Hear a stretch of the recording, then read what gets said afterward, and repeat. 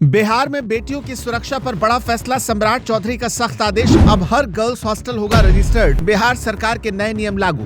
महिला सुरक्षा पर बड़ा एक्शन, हॉस्टलों में 24 घंटे महिला वार्डन अनिवार्य। बिहार सरकार का बड़ा कदम, गर्ल्स हॉस्टल में सीसीटीवी और पुलिस वेरिफिकेशन जरूरी। सम्राट चौधरी का ऐलान, बच्चियों की सुरक्षा से कोई समझौता नहीं। बिहार में गर्ल्स हॉस्टल के नियम बदले, सुरक्षा व्यवस्था होगी हाईटेक। बिहार सरकार ने बालिकाओं और महिलाओं की सुरक्षा को लेकर एक बड़ा और अहम कदम उठाया है। डिप्टी सीएम सम्राट चौधरी ने साफ शब्दों में कहा कि समाज के विकास और महिला सशक्तिकरण की असली नींव तभी मजबूत होगी जब लड़कियां शिक्षित, आत्मनिर्भर और सबसे महत्वपूर्ण सुरक्षित हों। इसी सोच के साथ राज्य सरकार ने गर्ल्स हॉस्टल और लॉज के लिए नए और सख्त नियम लागू करने का फैसला किया ताकि छात्राओं और कामकाजी महिलाओं को सुरक्षित माहौल मिल सके। दरअसल पिछले कुछ समय से महिलाओं की सुरक्षा को लेकर लगातार सवाल उठते रहे हैं। खासकर बड़े शहरों और शैक्षणिक केंद्रों में पढ़ने या नौकरी करने आने वाली लड़कियों के लिए सुरक्षित आवास एक बड़ी चिंता बनता जा रहा था।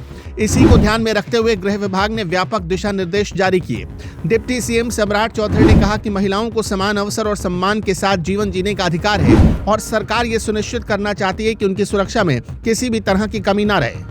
नए नियमों के मुताबिक अब बिहार के हर गर्ल्स हॉस्टल और लॉज का रजिस्ट्रेशन अनिवार्य होगा, यानी बिना सरकारी रिकॉर्ड में दर्ज हुए कोई भी हॉस्टल संचालित नहीं किया जा सकेगा। हर थाने में अपने क्षेत्र के हॉस्टल का पूरा डेटा रखा जाएगा ताकि जरूरत पड़ने पर तुरंत जानकारी मिल सके। इस जिम्मेदारी में महिला हेल्प डेस्क को भी अहम भूमिका दी गई है, जिससे सुरक्षा से जुड़ी शिकायतों पर तुरंत कार्रवाई हो सके। सरकार ने हॉस्टल प्रबंधन के लिए भी कई जरूरी नियम तय किए हैं। अब हर हॉस्टल में 24 घंटे महिला वार्डन की मौजूदगी अनिवार्य होगी। वार्डन के अलावा गार्ड, रसोइया और सफाई कर्मी समेत सभी कर्मचारियों का पुलिस सत्यापन जरूरी किया गया है। बिना पुलिस वेरिफिकेशन के किसी को भी काम पर नहीं रखा जा सकेगा। सरकार का मानना है कि इससे हॉस्टल में रहने वाली लड़कियों की सुरक्षा और भरोसा दोनों मजबूत होंगे। सुरक्षा व्यवस्था को आधुनिक बनाने के लिए हर हॉस्टल में सीसीटीवी कैमरे लगाने का निर्देश दिया गया है। हॉस्टल के मेन गेट, गलियारों, भोजन क्षेत्र और पूरे परिसर में कैमरे लगाए जाएंगे और उनकी रिकॉर्डिंग कम से कम 30 दिनों तक सुरक्षित रखनी होगी। इसके साथ ही हॉस्टलों में पर्याप्त रोशनी, साफ सफाई, मजबूत दरवाजे, सुरक्षित ताले और खिड़कियों में लोहे की जाली लगाना भी जरूरी होगा। नए दिशा निर्देश में विजिटर मैनेजमेंट पर भी खास ध्यान दिया गया है। हॉस्टल में आने वाले हर व्यक्ति का नाम, मोबाइल नंबर और आधार से जुड़ी जानकारी विजिटर रजिस्टर में दर्ज करना अनिवार्य होगा। सबसे अहम नियम यह है कि हॉस्टल के कमरे वाले हिस्से में पुरुषों का प्रवेश पूरी तरह प्रतिबंधित रहेगा। इससे छात्राओं की निजी सुरक्षा और गोपनीयता दोनों सुनिश्चित करने की कोशिश की गई है।